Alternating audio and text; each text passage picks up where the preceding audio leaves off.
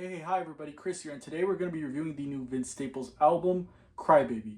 Now, this is Vince Staples' newest record. His last record I thought was really great. Dark Times is a great album. You should listen to it if you have not. And this new record kind of takes his music in a different direction with a lot more political punching lyrics that I feel like need to be said, and a shift in rock direction, which is both a good thing on some of these songs and a bad thing on others, which I will get to. But I'll talk about the pressing lyricism all over this record, which even with some of the songs I don't think are as essential are things that I think should be talked about.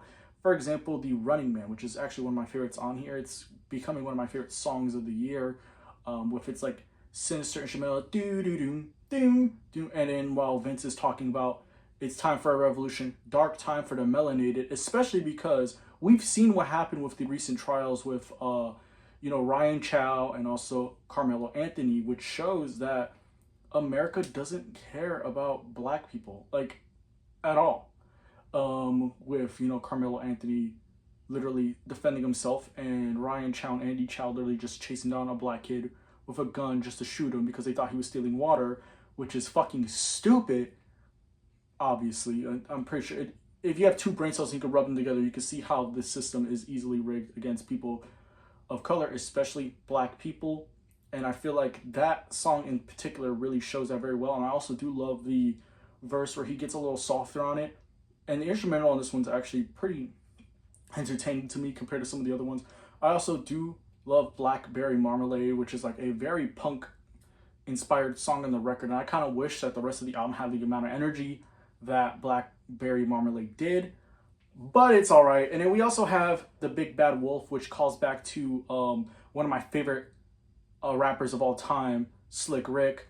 To me, this kind of just shows that the things that Slick Rick were talking about have only gotten realer in now, which is kind of crazy to think about because Slick Rick was around in the late 80s and we are in the mid to late 2020s and we're still on this. We're still going through the same thing. Well, I do think there are a bunch of highlights like that, but there are also a bunch of songs where I feel like the rock instrumentation doesn't give it enough oomph or energy for my taste.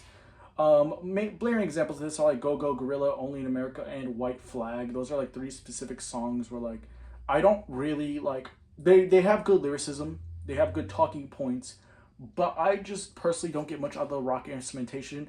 But I can definitely see why a lot of hip hop fans, or maybe people who are not super into rock music, will love this album because to me, it's like, right, it's not often that you hear a hip-hop artist who fuses their music with rock music that sounds really good. I mean, there are some examples, whether that be Kids See Ghost or Paris, Texas, but this is also not a bad example of that, honestly. And I love seeing the rise of black and brown artists in rock music as of late, whether that be the new Spelling record. That's, I think, currently one of the best examples you can go to right now. But yeah, overall, I think this record is good, but I kind of wish there was a lot more out of it. I wish the instrumentals had more oomph. Like, I literally saw a live video of some of the songs on this record, and that kind of is what I was looking for on this record. So that's pretty much boiled down my thoughts.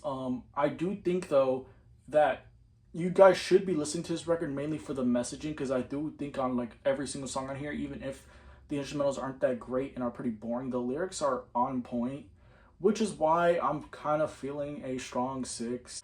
But yeah, that is the new Vince Staples record. I think overall, though, it is one worth listening to because of the content of the record. I think is what makes it worth listening to.